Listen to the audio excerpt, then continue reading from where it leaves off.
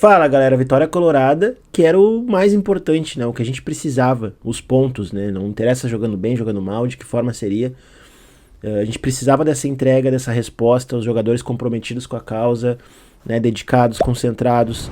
Claro que não foi um grande jogo do ponto de vista tático, técnico, né? A gente vai falar sobre isso. Mas enfim, ganhamos, respiramos um pouquinho, não tem nada ganho ainda, né? Precisa do jogo do Santos, precisa pontuar, né? Mas a gente precisava desse anímico, desse jogo guerreado e que fosse o guerreado a nosso favor, né? Que a gente conseguisse vencer um jogo assim, né? E isso aconteceu.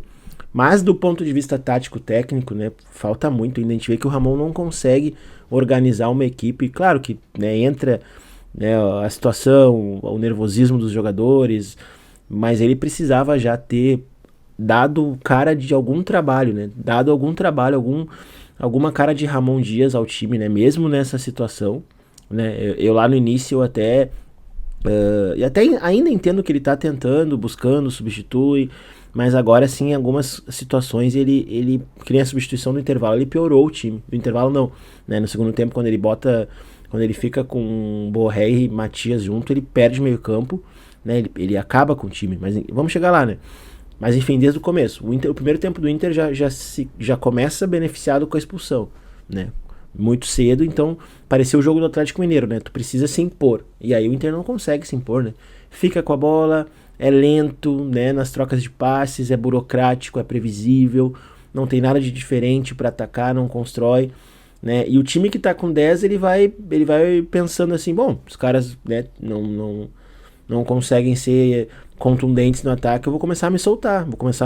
E o Ceará, em alguns momentos, chegou a ser mais perigoso, né, com 10 homens do que o Inter, que ficava trocando essa bola, não conseguia penetrar na área adversária, né, infiltrar é muito difícil, porque fica muita gente, dois blocos atrás ali, né, um bloco com duas linhas de quatro, quando o time tá com a menos, aí é muito difícil realmente fazer a infiltração, porque não tem muito espaço para infiltrar, né, então é ser rápido e ter um contra um, né? Essa é a única maneira, né, de abrir uma defesa muito fechada, jogando pelos lados, mas tem que ter um contra um.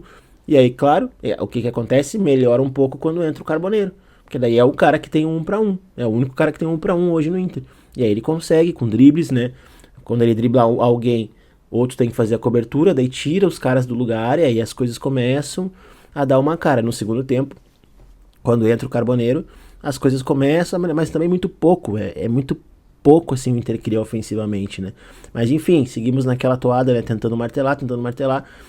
Mas quando ele coloca, aí volto para aquilo que eu tinha comentado um pouquinho antes, quando fica com Alan Patrick e Bruno Gomes, acho que se eu não me recordo, de volantes ali, os dois, né? Quando entra o Aguirre também, e fica com Ricardo Matias e Borré no ataque, ele perde total o meio campo. O Inter piora.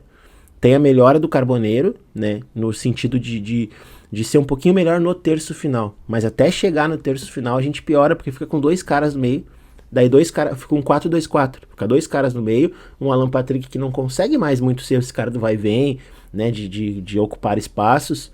E aí dois caras abertos e o Ricardo Matias e o Borré. E o Borré nulo, completamente nulo o Borré. Quando tava ele sozinho na frente, quando tava com o Ricardo Matias, ele não consegue contribuir. E não tô dizendo que ele não corre, que ele não se doa, que ele não, né, ele não é displicente no jogo, mas ele não consegue contribuir tática tecnicamente para a equipe.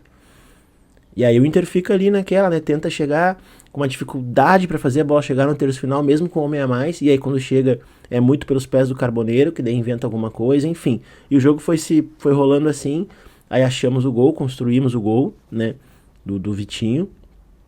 E a gente acha, ufa, agora as coisas, né? Não tem como o Ceará empatar, porque o Ceará vai lá e empata num gol de escanteio. Eu odeio tomar gol de escanteio.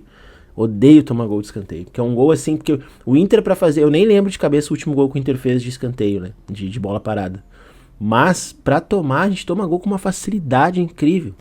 Incrível, mas enfim, 1-1. E aí a gente volta a pensar, né? Bom, agora já era também, o Inter não vai ter força, um parto pra fazer um gol, né? E aí numa jogada ali mais lúcida do Ricardo Matias, pra vocês verem, né, como é futebol, tem dessas coisas, né? O Inter martela com passe, não conseguia achar o gol. Em três passes do Bernabé lá da linha de defesa, recupera a bola, dá no Alan Patrick, o Alan Patrick conduz um pouquinho, dá no Ricardo Matias, tudo vertical, tudo passes vertical, sem ficar, né, circulando bola, passes verticais, gol. né? Jogada individual, gol. E aí sim, né? Vitória, que é o que a gente precisava. Mas enfim, taticamente, tecnicamente, o time precisa ainda muito mais. Mas também não é hora disso, né? É hora da gente realmente sair desse atoleiro, né? E depois pensar nessa parte tática. Mas eu fico preocupado, assim, porque o Inter joga o pior futebol, né?